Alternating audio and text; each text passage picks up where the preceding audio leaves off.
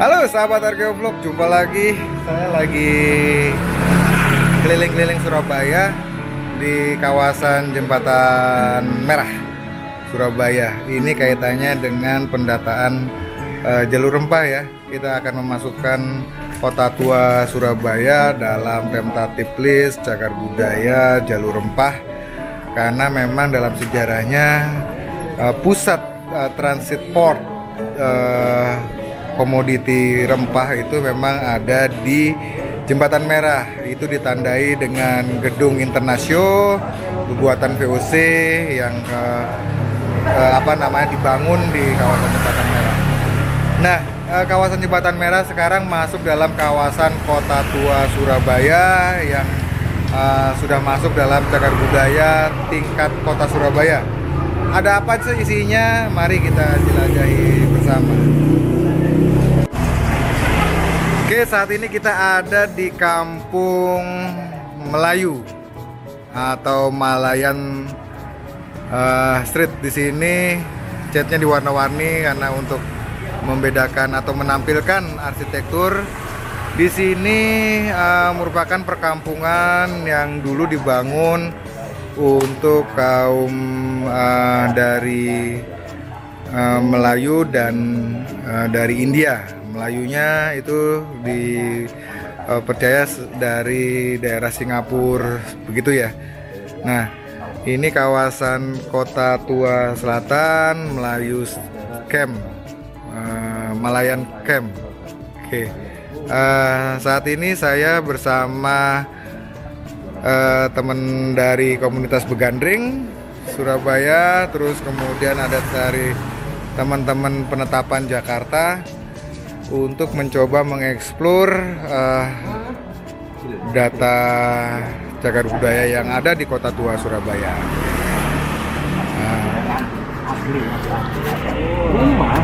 Nah, mereka lagi sibuk ngobrol. Ini kita kenalkan dari Laskar Surabaya juga dari Begandring, Mas Sabto. Halo Cuk. Halo Cuk. Oke, khas Surabaya sekali. Terus pada Pak Kotip, penguasa Ampel, Wali Kota Surabaya Utara. Wali Kota. Oke. Kita adakan sendiri Wali Kotanya Pak Luncar. Ya, terus ada Mas Ari dari Direktorat Pelindungan Kebudayaan, ada Mbak Din dari DPA. PDA, Pusat Data Arsitek, Pusat Dokumentasi Arsitektur Jakarta ya. Nah, terus ada Mas Danke dari alumni Arkeo. Ada Bli. Hah? Asraf. Wah, lihat tatonya itu. Asraf India. Tatonya ini dari Inka. Oke. Asraf India. Ya, oke, kita jelajah sini. Ini nanti nembus kemana Pak? Ini kita sedang berada di namanya Jalan Panggung. Jalan Panggung. Zaman Belanda tahun 1866. Itu bernama Smokel Steak. Smokel Steak. Artinya kampung penyelundup. Oh, kampung penyelundup. Ya. Oh, kenapa Pak? Nah, kenapa disebut demikian? Karena dulu ketika ada bandar Kampung Baru dibangun oleh Belanda, karena di sini pusat ekonomi dan perdagangan, maka yang namanya Bandar Kampung Baru ini menjadi pelabuhan pertama di Surabaya. Oke. Tanjung Perak belum ada. Masih Jembatan Merah sini Pak ya? Jadi bandar itu ya, bandar sana ya? Oke, nanti kita ke sana toh Pak. Oke, kita ke sana. Terus ini kampung penyelundup. Ya, di sini isinya di sini perniagaan. Perniagaan. Nah, ini kan sebenarnya bersambung dengan kawasan pecinan niaga sana ya? Dibatasi oleh jalan yang sekarang namanya Kembang Jepun. Kembang Jepun. Sebelah utaranya itu Pecinan. Pecinan. Ya. Sekarang namanya Jalan Karet. Oke. Kawasannya disebut Chinese Camp. Kalau dari arsitektur penataan kotanya, ini kan jalan ini di sebelah sini kan ada Sungai Kalimas, Pak ya. Ya, betul. Yang sana kawasan Eropa Barat, yang sini Asia. Ya. Walaupun dalam prakteknya terjadi perbauran begitu ya, Pak. Oh. Tapi perancangannya seperti itu kan, Pak. Ya, konsep-konsep rumah yang ada di Jalan Panggung ini namanya juga makanya disebut panggung. Karena rumah panggung ini kan rumah-rumah Melayu. Oke. Nah, tapi karena sudah ada mixing kultur ya, ada Chinese-nya, ada Eropanya, kolonialnya kan, coba kita lihat. Oke. Nah, ini ada banyak persamaan seperti di Pulau Pinang, seperti di Singapura. Pulau Pinang, Pak. Ya. Pulau di Malaysia ya. Ya. Oke. Itu. Tapi apakah ruas jalan ini apa sampai ke belakang, Pak? Sampai ke ganggang? Nah, jadi kalau dalam peta, Polsek itu hanya diidentifikasikan. Nah, ini aja. Ya. Straight. Di sebelah utara, sebelah selatan. Ya. Ah.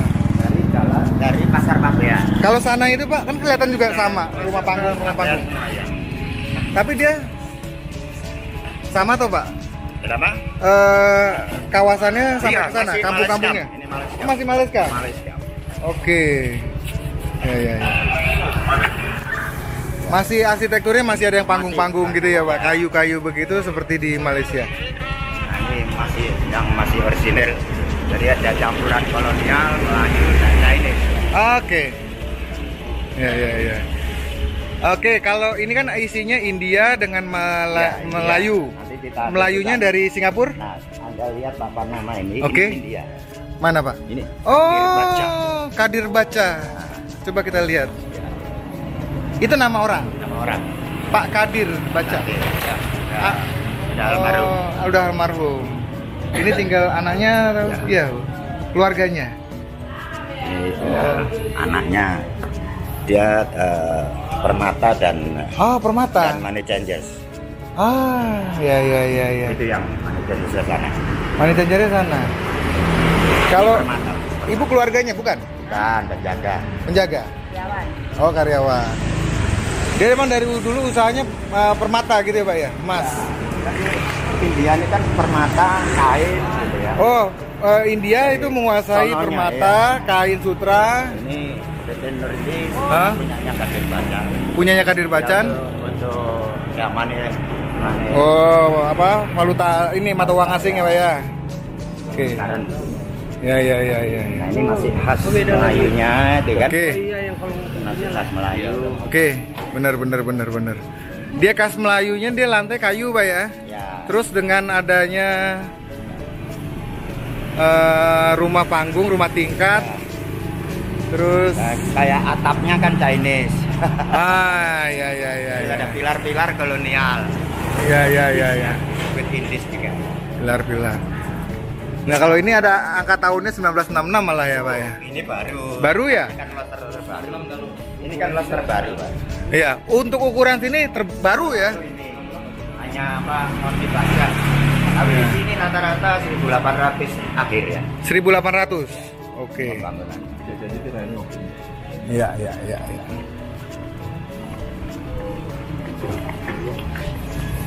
Nah, di sini banyak parfum. Yang menarik emang ganggang, Pak. Ganggang itu sebenarnya mencirikan lebih asli daripada yang lama. Dia arsitekturnya masih dipertahankan asli. Kita tahu aslinya dari bahan sebenarnya. Kita ngelihat ini dia semennya masih menggunakan kapur dan semen bata. Dan pasirnya dia menggunakan dari pasir laut karena ada biota-biota laut seperti kerang itu masih menempel pada campuran pasir yang digunakan untuk membangun. Oke. Nah, uniknya di gang-gang ini banyak gudang-gudang dulu. Loji. Gudang, ya. Gudang untuk penyimpanan. Sungainya kan sana toh, Pak? Sana. Tapi ini kan saya ngomongnya kampung ya. Kampung ini di gang-gang ini banyak gudang. Banyak gudang juga. Banyak gudang. Jadi kalau nggak muat di sana atau di sini atau ini Nah, milik karena ini kan milik dekat pribadi. Pasar Pabean, pribadi. Kalau yang di pinggir Itu kan kali ya, Mas itu kan itu pedagang besarnya. oke. Pada waktu itu digunakan untuk gula.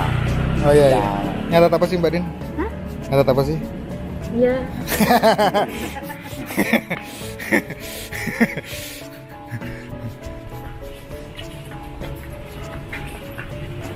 Nah ini masuk program Kota Tua. Kota Tua.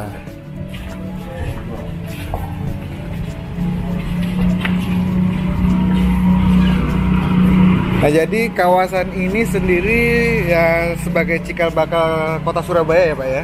Cikal ya, Kota. utara ya. Iya. Utara ya. Utara sebelum berkembang kan ke selatan. selatan begitu ya. Di selatan Dan itu relatif baru. kalau kita lihat abad dari 20. peta Belanda lama, Ya. sebenarnya itu diawali dengan VOC itu Pak. Ya. Dari sebelumnya di Gresik, Betul. memindahkan ke sini Ya. ke Kota Tua yang Ya. di kawasan Jembatan Merah. Ya.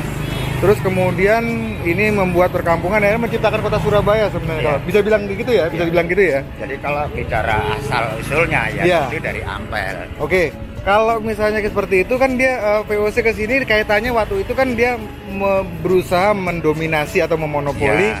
perdagangan Rempah. rempah-rempah itu, Pak. Jadi dulu sepanjang ini rempah semua ini. Oke. Sekarang sudah berubah ini ya. Ya. Iya itu kayu. Sekarang nggak berubah. Nah, ini yang saya tunjukkan tadi. Ini pasar Fabian. Hmm. Saya anggap sebagai center point. Hmm. Yang smokal stack yang diindikasikan dalam peta 1866 hanya yang ini utara, yang selatan.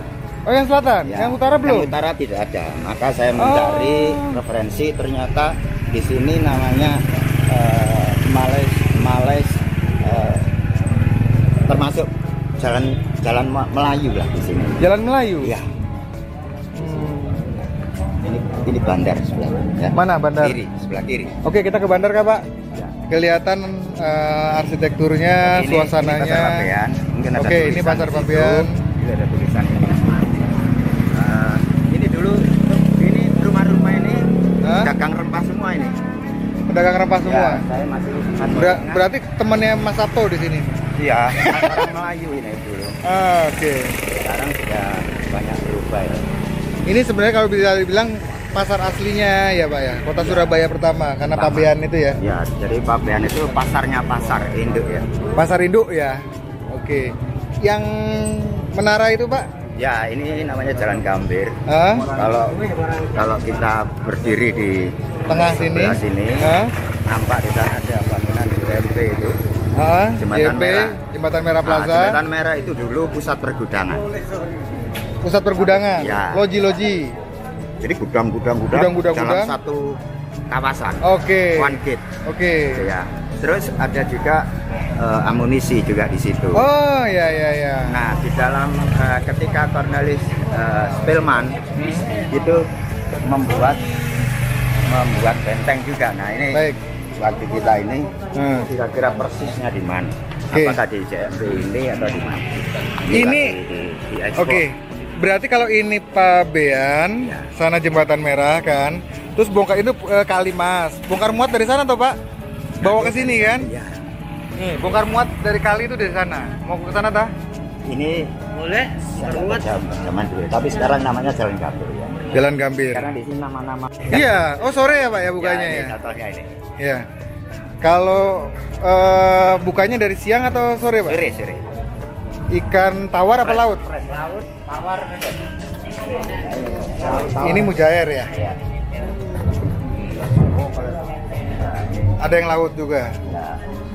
Oke. Belum datang nih, kalau datang. Kalau sore dia berubah jadi pasar ikan. Nah, ini udah siap-siap. Udah siap ya?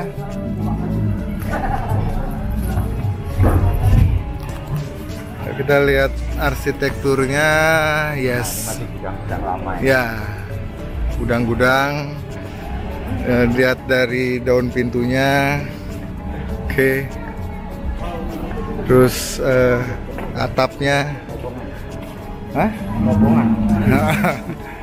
Oke. Ini sampai sekarang menjadi tempat yang sangat penting di sini sebagai pabean pasar induk di kota Surabaya ya. dalam sejarah ini merupakan kawasan strategis ekonomi. Nah, bisa dilihat sekarang arsitekturnya. Oke, ada gaya Cina itu. Tuh, percampuran gaya Cina, Mbak Din. Ya. Cina itu hubungannya. Terus nah, itu ada menara itu, pabean. Oke, nah ini dia bongkar muat dari sini, dari sungai. Terus masuk ke pasar sini. Dari jalur Sungai Kalimas nih. Ya, Pak. Ini dulu disebut pusat pergudangan ya. Pusat pergudangan. Namanya dulu zaman Belanda Jacobson. Sebelum ada ini semua. Jacobson. Jacobson. Itu kemudian dirombak tahun berapa ya? Oh, baru ini sebetulnya ya. Pelanggaran berarti. Iya. Terminal. Oh, terminal. Nah, dulu Oh. terminal tram listrik. Oh, tram listrik. Ya, terus antar kota ke Gresik. Oke. Gitu ya. Tapi sekarang udah enggak lagi. Oke. Nah, itu adalah tower itu. Heeh. Itu dalam bahasa Belandanya disebut tol kantor. Nah, tol itu apa? Bayar ya, cukai ya. Nah, kantor pembayaran sebetulnya, bukan sah bandar ya. Jadi sudah ada tol ya, Ya, dari jadi dulu ya. Dia fungsinya untuk pantau, untuk pantau Perdagangan. Nah, ketika kapal-kapal Cukai-cukai gitu ya? berhenti di sini, Ah, mereka turun, dipantau, dikenakan cukai. oke. Nah, apa yang dipantau? Sebenarnya ada dua sebenarnya. Ada Apa? ya, tapi yang satu yang terbesar. Apa, Pak? Dulu ada perdagangan candu ilegal. Oh, ya. Makanya orang-orang Singapura yang ilegal Oke. itu Ah, ke sana itu sebabnya jadi jalan smuggle stack, penyelundup. ya. Karena Berarti ini bangunan asli, Pak? asli. Sangat Nah. percaya, itu ada platnya. Oke. Tahu. Nah, itu ada lambang Surabaya. DKI, Betawi dan ini. Mana DKI? Itu yang kan. Yang sana DKI. VOC-nya. Oke, VOC. VOC Batavia. Yang ini siapa ya? Yang ini Surabaya. Sura dan Baya. Dan Baya itu Batavia. Nah, Pelatihnya di situ. kalau sejarahnya yang lambang Sura dan Baya itu dibuat oleh siapa sih, Pak? Yung, kalau melihat dari ornamen yang ada di gedung HVA dan gedung di beberapa ini ya, Hah? itu kayaknya ya Belanda sih yang buat ya. Cuma dia mengambil dari legenda-legenda yang ya sulit di ya. Pertarungan Menarik Suro ya? dan Boyo. Iya. Kemudian dari legenda itu dijadikan dilambangkan dengan ya, hiu sama Ya. buaya gitu ya, Surau dan Baya. Mudeng ya. Iya. Laut ya, buaya no sungai ya. Petuannya Nendi, ketemunya di mana? Di Perak. Oke. Itu Sekitar tahun 1900-an sebagai tempat pengawasan. Oke. Dan kawasan ini kawasan pabean, pelabuhan, niaga menjadi sangat penting dulu di Simpul Jawa Timur karena Surabaya sebagai transit port. Dari sini dia muatan-muatan di pasar, kemudian bagi muatan-muatan dikumpulkan di loji-loji atau di gudang-gudang, kemudian nanti dimuat sendiri, dibawa pakai perahu ke arah Tanjung Perak, ke arah sana, sebelum masuk ke kapal besar, kapal uap untuk diekspor, dibawa ke luar negeri. Gitu ya, jadi rekonstruksi yang coba kita lakukan terkait dengan perdagangan jalur rempah di abad kita ambil batasan waktu 13 sampai 19 sampai mungkin abad 20, di mana perdagangan jalur rempah di Indonesia menjadi komoditi yang paling seksi, yang paling bernilai. Buktinya sampai VOC kemudian menjadi sangat kaya sekali akibat memonopoli perdagangan rempah-rempah di Indonesia atau di Nusantara.